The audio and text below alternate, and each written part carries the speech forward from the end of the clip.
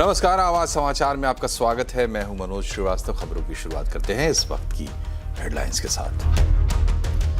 Budget पर YouTube के साथ टीवी पर भी बजा सीएनबीसी आवाज का डंका। बजट भाषण के दौरान आवाज का मार्केट शेयर 63%, बजट वाले पूरे दिन मार्केट शेयर 61.3%, बजट हफ्ते में मार्केट शेयर 76.4%। भरोसे और प्यार के लिए दर्शकों का बहुत बहुत शुक्रिया।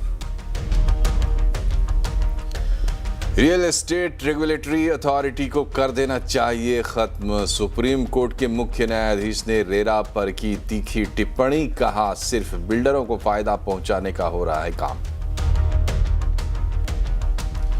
लोन रिकवरी पर आरबीआई का बड़ा कदम। रिकवरी एजेंट्स पर लगाम कसने के लिए बनेंगे सख्त नियम। रिकवरी एजेंट्स के लिए आचार संहिता लागू करने की बात। ड्राफ्ट नियमों पर आरबीआई ने 6 मार्च तक मांगे सभी स्टेक होल्डर्स के सुझाव। नए फॉर्मूले के साथ रिटेल महंगाई के आंकड़े जारी। जनवरी में रिटेल महंगाई दर बढ़कर 2.75%, 2012 के बजाय 2024 को बनाया बेस ईयर। भारतीय सेना की बढ़ेगी ताकत। फ्रांस से 114 राफेल फाइटर जेट और खरीदेगा भारत। डिफेंस एक्विजिशन काउंसिल की बैठक में राफेल खरीद को मिली मंजूरी। 6P-8I एयरक्राफ्ट भी खरीदे जाएंगे। अमेरिका के साथ ट्रेड डील में भारत को भी मिलेगा बांग्लादेश जैसा फायदा। वाणिज्य मंत्री पीयूष गोयल का बयान। कहा, अमेरिका के रॉ मटेरियल से बने कपड़े पर नहीं लगेगी ड्यूटी। आईटी शेयरों में तेज बिकवाली। बाजार पर पड़ी भारी। सेंसेक्स निफ्टी गिरावट पर बंद। मिड कैप स्मॉल कैप शेयरों में दबाव। रियल्टी, तेल गैस, एनर्जी शेयरों में प्रेशर। राहुल गांधी की सदस्यता खत्म करने की मांग। लोकसभा में नोटिस देकर निशिकांत दुबे ने लगाया देश को गुमराह करने का आरोप। प्रियंका गांधी बोली, राहुल को कोई फर्क नहीं पड़ता। महिंद्रा ने किया passenger electric 3 wheeler UDO launch. Full charge में 200 किलोमीटर की रेंज, 3 ड्राइविंग मोड में उपलब्ध। कीमत 3,59,000 से शुरू।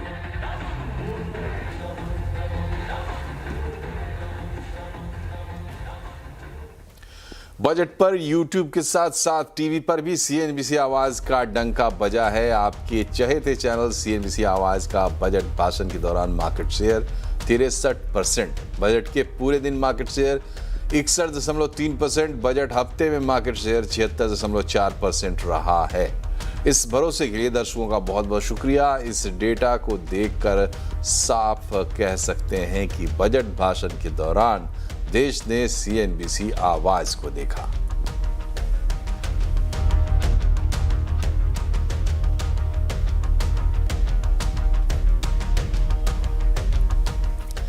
रेरा को खत्म कर देना चाहिए। सुप्रीम कोर्ट ने रियल एस्टेट रेगुलेटरी अथॉरिटी पर तीखी टिप्पणी करते हुए कहा है कि ये सिर्फ बिल्डरों को फायदा पहुंचाने का काम कर रही है। इस खबर पर ज्यादा बातचीत के लिए हमारे साथ जुड़ना है हमारे सहयोगी विपिन भट्ट। विपिन जी, ये बताइए क्या टिप्पणी आई है और क्यों ये टिप्पणी आई है? देखिए, पहले तो ये बात कर लेते हैं कि क्या टिप्पणी आई है। वाकई आपने जिस शब्द का इस्तेमाल किया, तल्ख से भी तल्ख टिप्पणी हो सकती है। सुप्रीम कोर्ट ने कहा है कि रेरा जो है उस समय जिस उद्देश्य के लिए उसे बनाया गया था उससे पूरी तरह भटक गया है और उस दिशा में काम नहीं कर रहा है। ना तो घर खरीदारों की रक्षा कर पा रहा है, ना ही वो कुछ और तरीके से उन्हें सशक्त कर पा रहा है। उल्टा कोर्ट ने कहा है कि सीजेआई सूर्यकांत खुद थे उस टिप्पणी में। उनका कहना है कि ये उन बिल्डरों की मदद कर रहा है जो डिफ़ॉल्ट करते हैं, यानी ये बिल्डरों के बचाव का काम कर रहा है। और इससे एक कदम आगे जाते हुए कोर्ट ने कहा है कि रेरा को अपने मौजूदा स्वरूप में, यानी जैसा रेरा आज है, जिन नियम कायदे कानूनों के साथ और जिस स्ट्रक्चर के साथ, उसे समाप्त कर देना चाहिए। तो मनोज जी, ये बहुत बड़ी टिप्पणी है सुप्रीम कोर्ट की तरफ से। और ऐसा भी नहीं कि टिप्पणी पहली बार आई है। 2025 में भी लगभग ऐसी ही क्रिटिकल टिप्पणी सुप्रीम कोर्ट ने की थी, जिसमें उसने रेरा के कामकाज पर, उसकी इफेक्टिवनेस पर सवाल उठाते हुए कहा था कि रेरा जिस उद्देश्य के लिए बनाया गया वो पूरा नहीं हो रहा है। और ऑफ लेट तो सुप्रीम कोर्ट ने अब ये कह दिया है कि ये तो बिल्डरों के हक में ही काम कर रहा है। लेकिन सवाल ये है कि ये क्यों कह रहा है सुप्रीम कोर्ट? आखिर क्या स्थिति है रेरा की जमीन पर जिसकी वजह से इस तरह की टिप्पणी आ रही है? देखिए, रेरा के एस्टेब्लिशमेंट को अब 2016-17 की बात करें तो एक लंबा वक्त बीत गया। उम्मीद ये की गई थी कि रेरा जब आएगा तो देश का जो रियल एस्टेट सेक्टर है जिसमें पारदर्शिता की कमी है, बहुत सारे ऐसे प्लेयर्स हैं जिसे आप फ्लाई बाय नाइट ऑपरेटर्स कहते थे, जो पैसा लेके गायब हो जाते थे या एग्जीक्यूशन उनका सही नहीं होता था और वो प्रोजेक्ट अटकते थे और उससे घर खरीदार फंसते हुए नजर आते थे। रेरा के आने के बाद क्या हुआ, नियम बने कि आपको प्रोजेक्ट का रजिस्ट्रेशन कराना होगा। चलिए, अच्छी बात है, बहुत सारे डेवलपर या सभी डेवलपर अब वो तो करा लेते हैं, लेकिन जो उसके आगे की चीज़ें हैं, यानी कि जैसे आपको एग्जीक्यूशन के अपडेट्स देने, शुरुआत में तो वो आए, लेकिन अब वो आना धीरे धीरे बंद हो गए या डिलेस के साथ आते हैं या प्रॉपर नहीं आते। और उसमें कई बार तो जो दावा किया गया रहता है, ऐसी भी कई शिकायतें मिली है, ऑन ग्राउंड वैसा कुछ नहीं होता। एक बड़ा चीज़ जो थी वो थी प्रोजेक्ट की टाइमलाइन या डेडलाइन। उसमें अब कई बार रेरा में अलग अलग चीज़ें प्रस्तुत करके, बहुत सारे हमारे प्रॉपर्टी गुरु में ऐसे सवाल आते हैं कि जो एक प्रोजेक्ट को अमूमन 3-4 साल में या 5 साल में तैयार हो जाना चाहिए, लेकिन जो डेट मिल रही है वो तो ऐसी मिल रही है कि उसमें तो बहुत लंबा गैप दिख रहा है।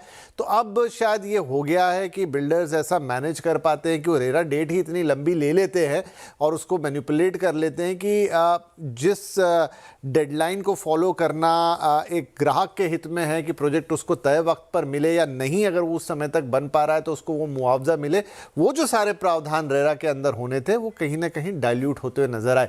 एक महारेरा जिसने अपनी स्थापना के साथ बहुत अच्छा काम किया था और उसके काफ़ी अच्छे रिजल्ट भी देखे गए थे, लेकिन अगर इस एक महारेरा का नाम छोड़ दो और एक हद तक तमिलनाडु के रेरा की कभी कभी बात होती है, तो रेस्ट ऑफ द रेरास का तो इस्टेब्लिश होने में ही बहुत वक्त लग गया। किस तरीके से वो अथॉरिटी फॉर्म की गई, किन्हें जिम्मेदारी दी गई, उसके पास उतना मशीनरी है भी कि नहीं है। और अब तो ये कई जगहों से शिकायत आती है कि उल्टा ये भ्रष्टाचार के अड्डे बन रहे हैं। तो इस तरह की बहुत सारी चीज़ें इकट्ठी हुई, अलग अलग वक्त पे हुई। और अगर आपको याद हो तो केंद्र सरकार ने भी लास्ट टू लास्ट ईयर एक एसओपी जारी की थी कि भाई एक कॉमन पोर्टल हो जिसमें कॉमन चीज़ें हो नेशनल लेवल का, ताकि सारे राज्य अलाइंड हो, क्योंकि ये देखिए राज्यों का विषय है। केंद्र सरकार ने तो कानून बना दिया जो कि मॉडल कानून था, उसे लागू करने की जिम्मेदारी, उसकी अथॉरिटी को एस्टेब्लिशमेंट करने की जिम्मेदारी वो सब राज्यों पे थी और अलग अलग राज्यों में इसमें काफ़ी ढिलाई देखने को मिली। लेकिन अब तो ये है कि कोर्ट ने जो टिप्पणी की है, टिप्पणी तो ये की है कि ख़त्म कर देना चाहिए। भाई ज़रूरत तो है ना इस चीज़ की, जो पर्पस है वो पूरा नहीं हो रहा। तो सवाल ये है कि आखिर ज़रूरत क्या है, मतलब किस चीज, क्या सुधार करना? तो देखिए, कोर्ट ने कहा है कि उसके मौजूदा स्वरूप में उसे खत्म कर देना चाहिए। अब दो अलग अलग लेवल की चीज़ें कि एक तो आपने मॉडल कोड ऑफ कंडक्ट बना दिया, वो एक बात है, उसमें भी कई खामियां हैं। कई लोग कहते हैं कि उसमें भी थोड़ी सी टेक्निकल मिस्टेक, अब वो पूरी लंबी बात करेंगे तो बहुत लंबा समय निकल जाएगा। मतलब नियम कायदे कानून किस तरह के हों, केंद्र सरकार ने कुछ बनाए, उसको राज्यों ने कुछ कर दिया। एस्क्रो अकाउंट की बात होती है, लेकिन एस्क्रो अकाउंट के डिटेल्स बहुत सारी जगह पे नहीं होते। और जैसा मैंने कहा ना, सिंपल ऐसी ही खामियां हैं कि वक्त वक्त पे आपने देखा होगा कि महाराष्ट्र रेरा, जो कि मैं मानता हूं देश का सबसे एक्टिव रेरा है आज भी, उसमें वक्त वक्त पे आप ऐसी खबरें सुनते हैं कि 50,000 बिल्डर्स को फाइन किया या इतने हजार बिल्डर्स को। क्यों? क्योंकि वो अपना अपडेट सही पे नहीं दे रहे थे। रेरा का उद्देश्य ये था कि अगर मुझे कोई प्रोजेक्ट या घर खरीदना है तो मैं रेरा की वेबसाइट पे जाऊं, मैं देखूं कि बिल्डर का ट्रैक रिकॉर्ड कैसा है, उसने क्या सभी नेसेसरी डॉक्यूमेंट वहां पे जमा किए हैं, क्या वो हर 3 महीने में या जो भी प्रस्तावित समय है उस पर अपना अपडेट दे रहा है, उसकी डेडलाइन जो है प्रोजेक्ट को पूरा करने की वो इतनी आसानी से तो बार बार आगे नहीं बढ़ रही है, और अगर वो बढ़ रही है और कोई डिस्प्यूट आता है तो उसमें मेरी सुनवाई कितनी इफेक्टिव तरीके से हो पा रही है। तो देश में जितना भी इस समय रियल एस्टेट है, जितने डेवलपर्स हैं, कुछ 11,000 के आसपास का आंकड़ा है जो बड़े 8 शहरों में है, लेकिन उसके अलावा ढेर सारे डेवलपर हैं जो रजिस्टर्ड हैं। तो क्या उनकी सबकी निगरानी रेरा करने में सक्षम है? शायद अपने मौजूदा स्वरूप और मौजूदा स्ट्रेंथ के साथ नहीं है। जैसे आप टूथलेस टाइगर बोलते हैं, कुछ वैसी स्थिति है। तो कोर्ट का ये कहना है कि इस परिस्थिति में सिर्फ आप ऐसा चलाएं कि ये रेरा है, घर खरीदारों की रक्षा भी कर रहा है, वो तो नहीं है। या तो आप इसमें आमूलचूल परिवर्तन करें। और राज्यों से उन्होंने कहा है कि क्या आपको ऐसी अथॉरिटी को चलाना चाहिए, उन्होंने राज्यों से सवाल पूछा है, या आप इसमें कोई चेंजेस लाएंगे, इसको इफेक्टिव बनाएंगे। तो कई सारे सवाल हैं जो सुप्रीम कोर्ट ने उठाए, और उनका ये सिर्फ एक सवाल ही अपने आप में बहुत सारे जवाबों को दे जाता है कि रेरा को क्यों ना उसके मौजूदा स्वरूप में समाप्त ही कर दिया जाए। बहुत ही कठोर टिप्पणी, बहुत बहुत शुक्रिया आपका विपिन जी। और रेगुलेटर पर इस तरह की टिप्पणी फ्री मार्केट इकोनॉमी में बहुत बड़ी बात है। रेगुलेटर जान होता है पूरे इंडस्ट्री को चलाने के लिए। बहरहाल बढ़ते हैं खबरों में आगे। लोन रिकवरी को लेकर आरबीआई ने बड़ा कदम उठाया है। रिकवरी एजेंट्स पर लगाम कसने के लिए आरबीआई सख्त नियम बनाएगा। आरबीआई ने ड्राफ्ट नियमों पर 6 मार्च तक सभी स्टेक होल्डर्स से सुझाव भी मांगे हैं। ज्यादा जानकारी दे रहे हैं हमारे सहयोगी आलोक प्रियदर्शी। बिल्कुल, देखिए आरबीआई ने जो रिकवरी एजेंट्स के लिए ड्राफ्ट अपॉइंटमेंट रूल्स जारी किए हैं, उसका सबसे बड़ा फायदा ये होगा कि जो भी कर्जदार हैं उनके ऊपर जो अभी तक बैंक या फिर जो लोन रिकवरी एजेंट की तरफ से जोर जबरदस्ती होती थी वो उस पर लगाम लग सकता है। दरअसल आरबीआई ने ये ड्राफ्ट नियम जारी किया है, खासतौर से जो लोन रिकवरी एजेंट्स हैं उनके अपॉइंटमेंट को लेकर। इसमें खासतौर से ये बात कही गई है कि जो भी जितने भी लोन रिकवरी एजेंट्स हैं उनके लिए जो ट्रेनिंग है वो मैंडेटरी की जाए, और साथ ही साथ ग्राहक जो है या फिर कर्जदार है उनके साथ कैसे सम्मानजनक व्यवहार करना है इस पर विशेष ध्यान रखना है। तो खासतौर से ये जो तमाम रूल्स हैं ये आरआरबीज यानी रीजनल रूरल बैंक को छोड़कर जितने भी रेगुलेटेड एंट्रीज हैं उन पर लागू होंगे। अभी तक ये सिर्फ बैंक और हाउसिंग फाइनेंस पे लागू होते थे। तो कुल मिलाकर जितने भी बैंक लोन देते हैं या एनबीएफसीज या तमाम दूसरे जो वित्तीय संस्थाएं हैं वो लोन देती हैं, उनमें जो खासतौर से रिकवरी एजेंट्स होते हैं उन पर एक तरह से कहें कंट्रोल करने के लिए या लगाम लगाने के लिए आरबीआई ने ये ड्राफ्ट रूल्स जारी किए हैं। 6 मार्च तक इस पर स्टेक होल्डर से या पब्लिक कमेंट मांगी गई है। उसके बाद इस नियम को फाइनलाइज किया जाएगा, नोटिफाई किया जाएगा। बैंकों के जरिए ग्राहकों को गलत तरीके से स्कीम बेचने पर आरबीआई ने सख्त रवैया अपनाया है। रिजर्व बैंक ने मिस सेलिंग रोकने के लिए कड़े ड्राफ्ट नियम जारी किए हैं। क्या है इन ड्राफ्ट नियमों में खास, बता रहे हैं आशीष चतुर्वेदी। देखिए, बहुत सीरियस इशू है। खासतौर पर हमने देखा है कि सीनियर सिटीजन्स के साथ ये बहुत होता है। बेचारे जाते पासबुक अपडेट कराने के लिए घर आते हैं तो वापस उनके पास कोई म्यूचुअल फंड हो जाता है, कई बार कोई यूलिप है, कोई इंश्योरेंस प्लान है। मिस सेलिंग लगातार यहाँ पर देखने को मिल रही है और इसी के रोकथाम करने के लिए आरबीआई ने ड्राफ्ट नियम बनाए हैं। और ये जो ड्राफ्ट नियम है इसके सुझाव 4 मार्च तक आरबीआई अपने पास लेगी और उसके बाद 1 जुलाई से अगर आप देखें तो ये निर्देश बनकर लागू हो जाएंगे और बहुत अच्छे हैं। मच अवेटेड थी। काफ़ी लोग जो है लगातार कंप्लेन करते थे कि बैंकों की तरफ से मिस सेलिंग बहुत ज़्यादा देखने को मिल रही है। तो मिस सेलिंग की परिभाषा क्या है आप इसे समझिए। दरअसल अगर आप देखें तो पूरी जानकारी के बिना, मतलब आपने प्रोडक्ट तो समझाया नहीं लेकिन प्रोडक्ट आपने चिपका दिया, कस्टमर को बेच दिया, ये बहुत ज़्यादा देखने को मिलता है। कई बार ऐसा भी होता है कि आप जाएं सेविंग्स अकाउंट खुलवाने और सेविंग्स अकाउंट के फॉर्म के बीच में आपको डीमैट अकाउंट का फॉर्म भी मिल जाएगा, यानी सेविंग्स अकाउंट खुलवाने गए साथ में डीमैट भी। अब ऐसा नहीं कर सकते। हर फॉर्म के लिए अलग अलग कंसेंट लेना जरूरी है, हर प्रोडक्ट के लिए एक अलग फॉर्म भरवाना जरूरी है। ये अगर आप देखें तो यहाँ पर ये निर्देशों के साथ आ गया है। साथ में अगर आप देखें तो कोई थर्ड पार्टी का जो प्रोडक्ट है वो नहीं बेच सकते। ये बहुत ज़्यादा इंपॉर्टेंट हो जाता है। और इंपॉर्टेंट ये भी है कि जो बैंक स्टाफ है इसे चाहे इंश्योरेंस हो या म्यूचुअल फंड हो, अगर वो ये एक क्रॉस सेलिंग के तौर पर दे रहे हैं तो उसमें कोई अलग से इंसेंटिव नहीं मिलेगा। ज़्यादातर मिस सेलिंग सिर्फ इस इंसेंटिव्स और ये जो अजीब से टारगेट होते हैं बहुत ज़्यादा ओवरस्टेटेड, इनकी वजह से यहाँ पर देखने को मिलती है। लेकिन साथ में अगर आप देखें तो कई बार ऐसा भी देखा गया कि अगर आप बैंक के पास लोन लेने जाएं तब आपको बैंक कहेगा कि आप ये प्रोडक्ट ले लीजिए, आपकी लोन प्रोसेसिंग आसान हो जाएगी। आप ये नहीं कर सकते। यहाँ पर इस ड्राफ्ट नियम में कहा गया कि लोन के साथ आप दूसरे प्रोडक्ट्स को नहीं चिपका सकते, तो अपने आप में बड़ा इंपॉर्टेंट हो जाता है। अब इसी जो ड्राफ्ट सर्कुलर है जो अभी तक लागू नहीं हुआ लेकिन आगे जाके होगा, इस पर जेफरीज की तरफ से एक रिपोर्ट आई है जहाँ पर अगर आप देखें तो इन ड्राफ्ट नियमों पर बताया जा रहा है कि जो इंश्योरेंस की बिक्री होती है इसका एक इम्पैक्ट यहाँ पर देखने को मिलेगा। चाहे एपी की क्रेडिट जो प्रोजेक्ट्स होते हैं इसमें या फिर वीएनबी, यहाँ पर एक इम्पैक्ट है। और मैक्स लाइफ है, एसबीआई लाइफ, आईसीआईसीआई प्रू और एचडीएफसी लाइफ, इन पर इम्पैक्ट देखने को मिलेगा। लेकिन जो छोटे बैंक्स हैं जो अपनी ज़्यादातर इनकम फीस के माध्यम से दूसरों के प्रोडक्ट बेचकर कमाते हैं, इनकी फीस पर भी एक इम्पैक्ट पड़ सकता है। तो सिग्निफिकेंट है, मच अवेटेड।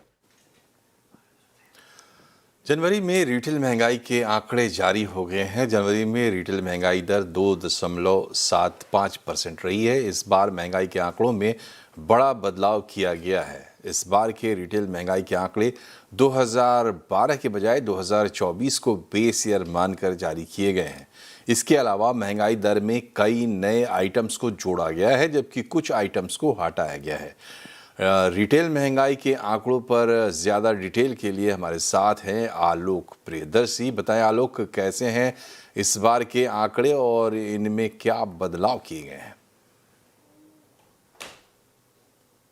बिल्कुल, देखिए, खुदरा महंगाई दर यानी कि कंज्यूमर प्राइस इंडेक्स को मापने को लेकर सरकार ने जो मौजूदा मानदंड है उसमें बदलाव किए हैं। जो अभी तक जो बेस ईयर 2012 होता था उसकी जगह बेस ईयर 2024 होगा। और इस लिहाज से जो अभी ताजा महंगाई दर के आंकड़े जारी किए गए हैं, सीपीआई जारी किए गए हैं, उसके मुताबिक जनवरी में फूड इन्फ्लेशन 2.13% और हाउसिंग इन्फ्लेशन 2.05% दर्ज किया गया है। जो ministry of statistics and planning implementation की तरफ से इस पूरी प्रक्रिया को अंजाम दिया गया है और खास तौर से इस पर जो आधार जो है, इसका बेस है, वो हाउस होल्ड कंजप्शन एक्सपेंडिचर सर्वे 2023-24 को रखा गया है। अब इसकी जगह पे 6 ग्रुप की जगह 12 ग्रुप होंगे और पहली बार इसे ऑल इंडिया और स्टेट के लेवल पर भी इसको बनाया गया है। मैं बता दूं कि इसमें ग्रामीण, शहरी और जो जॉइंट सेक्टर्स हैं उनके लिए, सभी के लिए अलग अलग आंकड़े भी अवेलेबल रहेंगे। कुछ नए आइटम्स को शामिल किया गया है, कुछ आइटम्स को जो गैर जरूरी हो चुके थे उनको निकाल दिया गया है। जैसे जो शामिल किए गए हैं उसमें ऑनलाइन मीडिया, स्ट्रीमिंग सेवाएं, जॉ और उनके उत्पाद, pen drive, external hard drive, attendant, babysitter सेवाएं, ये सब जोड़े गए हैं। और जो हटाए गए हैं उसमें वीसीआर, वीसीडीज, डीवीडी प्लेयर्स, किराया शुल्क, रेडियो, टेप रिकॉर्डर जैसे जो पुराने आइटम हैं, सेकेंड हैंड कपड़े हैं, सीडी, डीवीडी, वीडियोज, ये सबको हटा दिया गया है। तो महंगाई के नए मापदंड बनाए गए हैं। नए मापदंड 2024 बेस ईयर बनाया गया है 2012 के बजाय। बहुत बहुत शुक्रिया आलोक। बढ़ते हैं आगे। भारत अब तक का सबसे बड़ा रक्षा सौदा करने जा रहा है। 114 राफेल लड़ाकू विमानों की खरीद को आज डीएसी यानी डिफेंस एक्विजिशन काउंसिल ने मंजूरी दे दी है। ज़्यादा डिटेल के साथ हमारे साथ हैं असीम मनचंदा। बताएं असीम, डीएसी ने क्या क्या मंजूरी दी है आज? फ्रांस के राष्ट्रपति मैक्रो अगले हफ्ते से भारत के दौरे पर है। ठीक उससे पहले राफेल डील को मंजूरी मिल गई है। आज राजनाथ सिंह की अध्यक्षता में डिफेंस एक्विजिशन काउंसिल की बैठक हुई थी। इस बैठक में 114 राफेल खरीदने को हरी झंडी दे दी गई है। ये 3,25,000 करोड़ रुपए की ये डील है। इसके अंदर 114 राफेल भारत फ्रांस से खरीदेगा। इसमें से 18 राफेल सीधे फ्लाई अवे कंडीशंस के अंदर आएंगे और बाकी जो भी एयरक्राफ्ट आएंगे उसमें भारत में लोकलाइजेशन करने की शर्त जोड़ी गई है। उसमें 50% लोकलाइजेशन भारत के अंदर ही होगा। तो इसके साथ साथ जो डिफेंस एक्विजिशन काउंसिल है उसने 2 और प्रोजेक्ट्स को हरी झंडी दी है। इसमें मार्टाइम जो एयरक्राफ्ट है PS-8I, इसको भी खरीदने के लिए हरी झंडी मिल गई है। 6 एयरक्राफ्ट ये खरीदे जाएंगे। इसके साथ साथ भारत में विकसित एंटी माइन टैंक विभव को भी खरीदने को हरी झंडी दे दी गई है। तो ये सारे प्रोजेक्ट 3,60,000 करोड़ रुपए के हैं जिनको कि आज डैक ने मंजूरी दी है। इसके साथ साथ जो रक्षा मंत्रालय उसने HAL के साथ एक अलग से कॉन्ट्रैक्ट भी किया है। HAL को 8 एयरक्राफ्ट बनाने का ठेका दिया, करीबन 2300 करोड़ रुपए की इसकी वैल्यू है। इसके तहत HAL डोनियर विमान जो है वो डिलीवर करेगा और 8 विमान HAL को अगले कुछ सालों के अंदर ये डिलीवर करने होंगे। शुक्रिया असीम। और बढ़ते आगे, वाणिज्य मंत्री पीयूष गोयल ने कहा है कि कांग्रेस ये झूठ फैला रही है कि अमेरिका ने बांग्लादेश को भारत से अच्छी ट्रेड डील दी है। उन्होंने कहा कि अमेरिका से यार्न इंपोर्ट कर टेक्सटाइल बनाने पर भारत को भी जीरो ड्यूटी का लाभ मिलेगा। उन्होंने कहा कि टैरिफ कटौती का एग्जीक्यूटिव ऑर्डर आएगा तो उसमें ये प्रावधान शामिल होंगे। एक और झूठ उन्होंने फैलाया पार्लियामेंट में कि बांग्लादेश को भारत से ज्यादा लाभ मिला है। वो भी सरासर झूठ है। जिस प्रकार से बांग्लादेश में एक सुविधा मिली है कि अगर रॉ मटेरियल अमेरिका से खरीदे, उसको प्रोसेस करके कपड़ा बना के एक्सपोर्ट करें तो वो 0 रेसिप्रोकल टैरिफ पे जाएगा। वो ही सुविधा भारत को भी है और भारत को भी मिलेगी। अभी तो हमारा फ्रेमवर्क एग्रीमेंट बना है। जब इंटरिम एग्रीमेंट फाइनल होके आएगा तब फाइन प्रिंट पे आपको ये देखने को मिल जाएगा।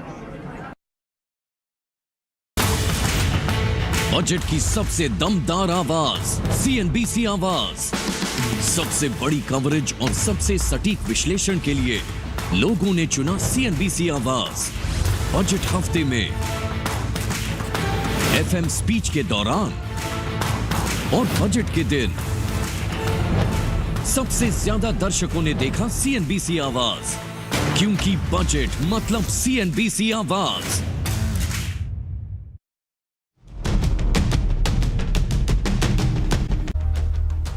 ब्रेक के बाद एक बार फिर से आपका स्वागत है। संसद में राहुल गांधी के भाषण को लेकर हंगामा मचा हुआ है।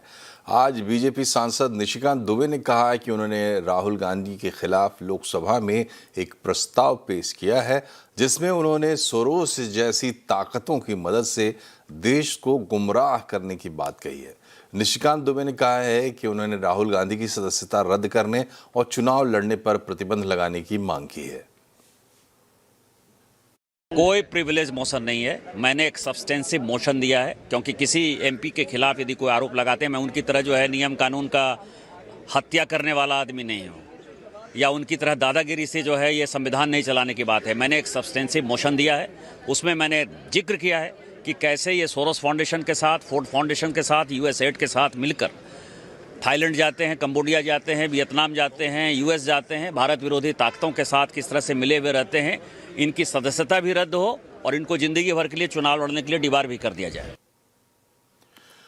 लोकसभा स्पीकर के चैम्बर के वीडियो को लेकर भी तकरार जारी है। संसदीय कार्य मंत्री किरेन रिजिजू ने स्पीकर के चैम्बर का वीडियो जारी करके कांग्रेस पर आरोप लगाए हैं।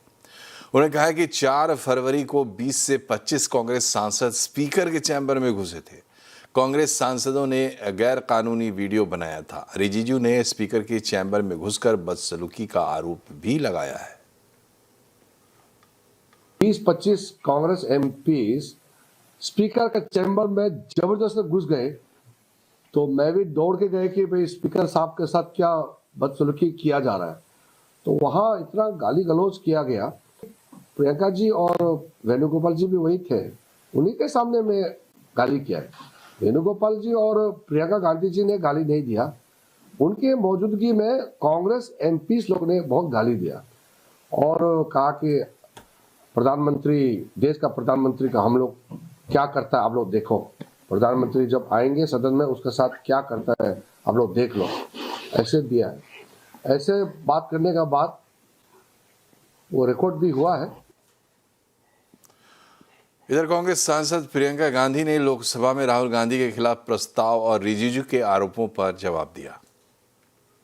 एफआईआर, तमाम केस, ये सब क्या क्या करेंगे, करने दीजिए, राहुल जी को फर्क नहीं पड़ता। किसी को अब्यूज नहीं किया। कुछ 1-2 एमपी थे जिनको जो थोड़े ज़्यादा नाराज थे, तो उन्होंने वो एक्सप्रेस किया, अपनी नाराज़गी एक्सप्रेस की। और मैंने ये भी देखा है कि मैं पीछे से इनकरेज कर रही थी, बिल्कुल झूठे, मैं चुपचाप बैठी थी और अंत में मैंने 1-2 चीज़ें बोली शांति से स्पीकर साहब को।